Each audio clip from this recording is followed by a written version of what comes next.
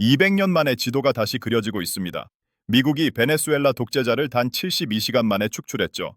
특수부대 투입, 대통령 체포, 친미 정권 수립까지 완료됐습니다. 충격적인 건 이게 끝이 아니라는 겁니다. 트럼프는 지금 그린란드에서 파나마까지, 캐나다에서 아르헨티나까지 전체를 자기 손아귀에 넣으려 하고 있거든요. 이게 단순한 외교쇼가 아닙니다. 200년 전 먼로 독트린이 부활하면서 전 세계 질서가 뿌리부터 흔들리고 있는 거죠.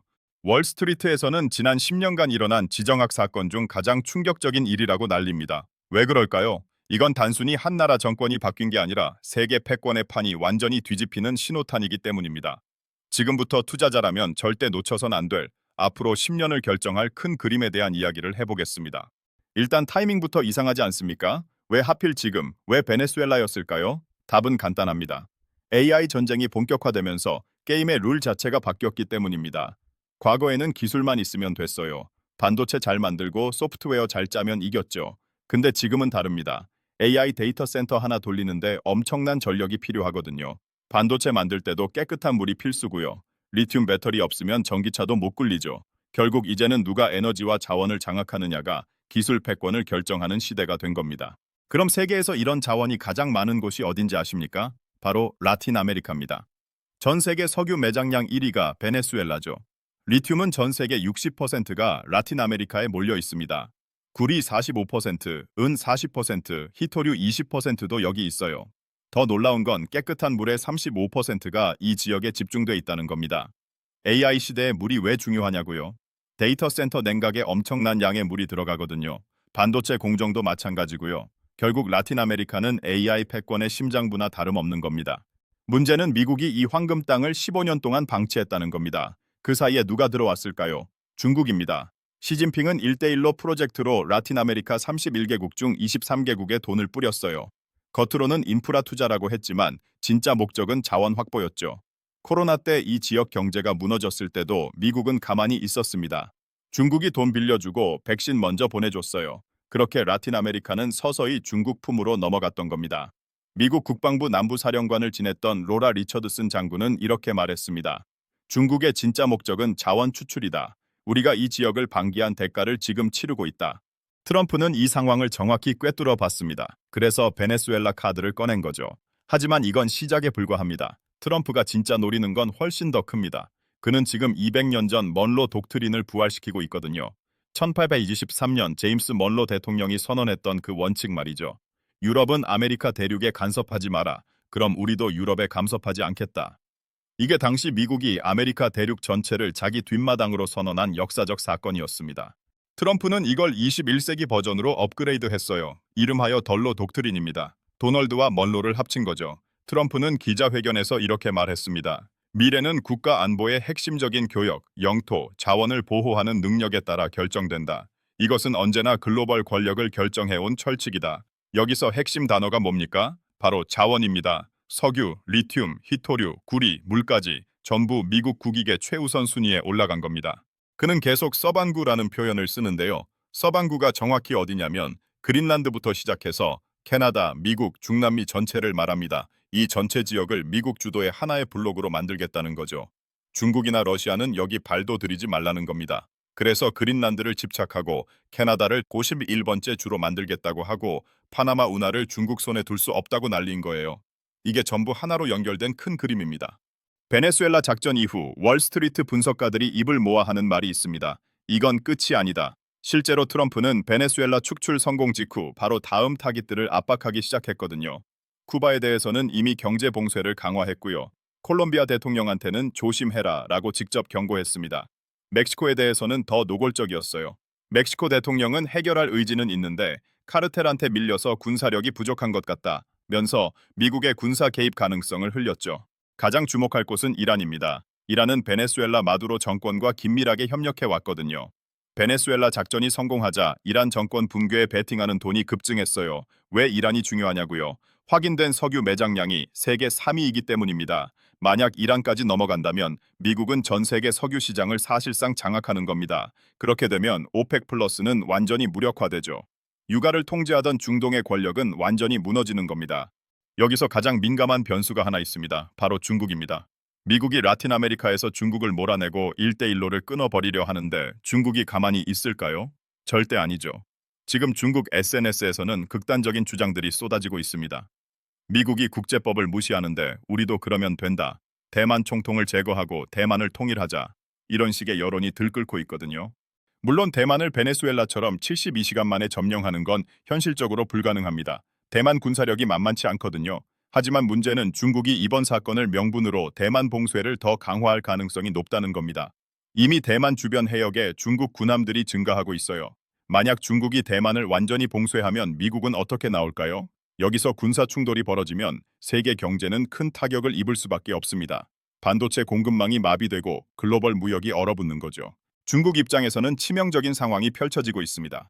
미국이 라틴 아메리카 자원을 독점하게 되면 중국의 자원 무기화 전략이 무력화되거든요. 지금까지 중국은 히토류를 무기로 썼어요. 전 세계 히토류의 대부분을 중국이 통제하니까 이걸로 압박했던 거죠. 근데 라틴 아메리카의 히토류가 20%나 있고 이게 미국 손에 들어가면 중국의 레버리지는 크게 약화됩니다. 구리도 마찬가지고 리튬도 마찬가지죠. 더 큰 문제는 중국이 15년 동안 공들여 쌓아올린 1대1로 네트워크가 한순간에 무너질 수 있다는 겁니다. 라틴 아메리카 23개국이 중국 돈을 받았는데 이제 미국이 중국하고 거래하면 우리랑은 거래 못한다고 압박하면 어떻게 될까요? 이 나라들은 선택을 강요받게 됩니다. 지리적으로 바로 옆에 있는 미국과 먼 나라 중국 중에서 누구를 택할까요? 답은 뻔하죠. 자, 이제 핵심으로 들어가 보겠습니다. 미국이 석유 시장 지배력을 확대하면 어떤 일이 벌어질까요? 원자재 전문가 하비 블라스는 이렇게 분석했습니다. 트럼프는 사실상 석유 제국을 건설했다. 미국, 캐나다, 베네수엘라, 라틴 아메리카 전역이 미국 영향권에 들어갔다. 이건 전 세계 원유 생산량의 40%에 해당한다. 40%라는 숫자가 의미하는 게 뭡니까? 오펙 플러스가 아무리 감산을 해도 미국이 증산하면 유가가 안 올라간다는 겁니다. 지금까지는 어땠습니까? 사우디가 감산하겠다고 하면 유가가 뛰었죠. 러시아가 제재받으면 유가가 급등했고요. 중동에서 전쟁 터지면 유가가 천정부지로 치솟았습니다. 근데 이제는 다릅니다. 미국이 언제든지 공급을 늘릴 수 있으니까 유가 급등을 막을 수 있게 된 거예요. 더 중요한 건 베네수엘라 생산량이 본격적으로 회복되면 공급 과잉 상태가 장기화된다는 겁니다.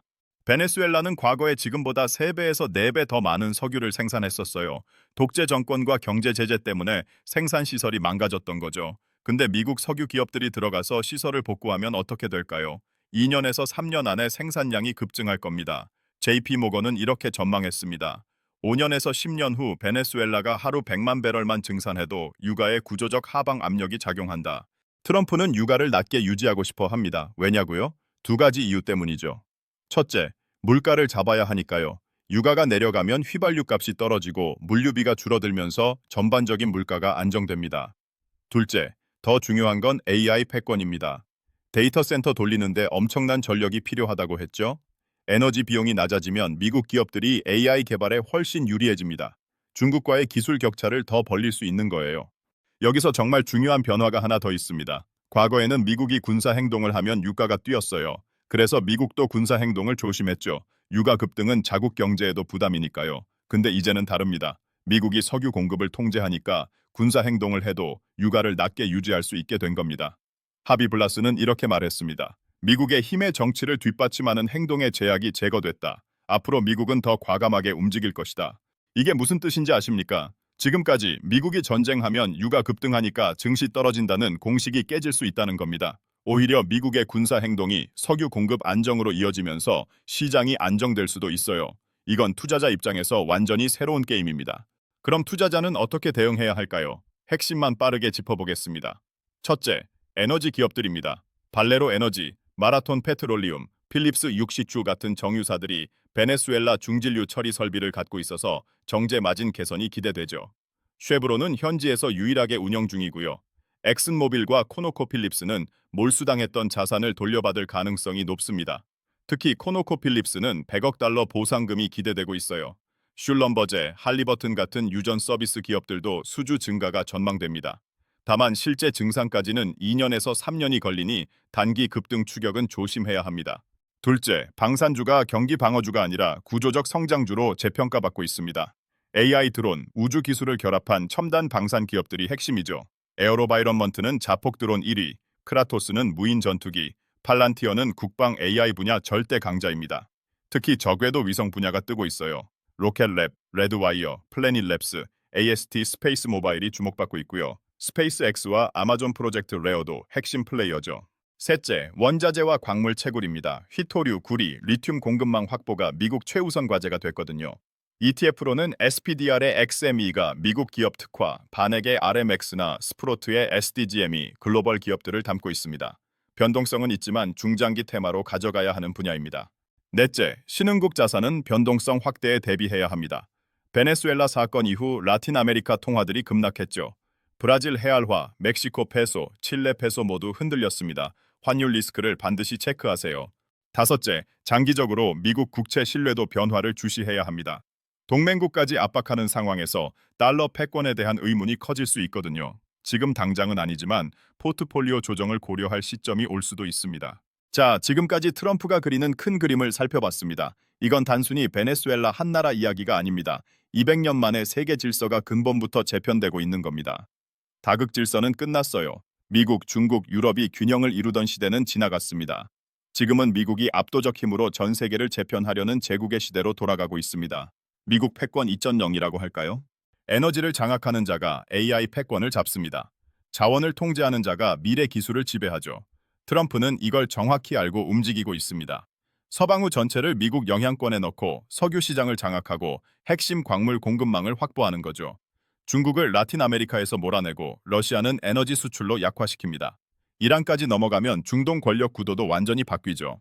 투자자는 이 변화를 정확히 읽어야 합니다. 유가는 구조적으로 하락 압력을 받을 겁니다. 미국 에너지 기업들은 재평가 받을 거고요. 방산주는 경기 방어주가 아니라 성장주로 봐야 합니다. 원자재와 광물 채굴은 장기 테마로 가져가야 하고요. 신흥국 자산은 변동성에 대비해야 합니다. 가장 중요한 건 지정학이 이제 투자의 핵심 변수가 됐다는 겁니다. 어디에 자원이 있는지, 누가 그걸 통제하려고 하는지, 이게 기업 실적과 자산 가격을 결정합니다. 과거에는 재무제표만 보면 됐어요. 근데 이제는 지도를 봐야 합니다. 세계 지도가 어떻게 다시 그려지는지 주시해야 하는 거죠. 트럼프의 큰 그림은 이제 시작입니다. 베네수엘라 다음은 쿠바일 수도 있고 이란일 수도 있습니다. 멕시코와 콜롬비아도 압박받고 있죠. 그린란드 문제도 아직 안 끝났습니다. 앞으로 몇 년간 이런 지정학 이벤트들이 계속 터질 겁니다. 그때마다 시장은 흔들리고 기회가 생기겠죠. 현명한 투자자는 혼란 속에서 기회를 찾습니다. 지금이 바로 그 순간입니다. 세계 질서가 재편되는 역사적 전환점에 우리는 서 있습니다. 이 큰 흐름을 읽고 올바른 선택을 하는 사람이 다음 10년의 승자가 될 겁니다. 오늘 얘기는 여기까지입니다. 시청해 주셔서 감사합니다.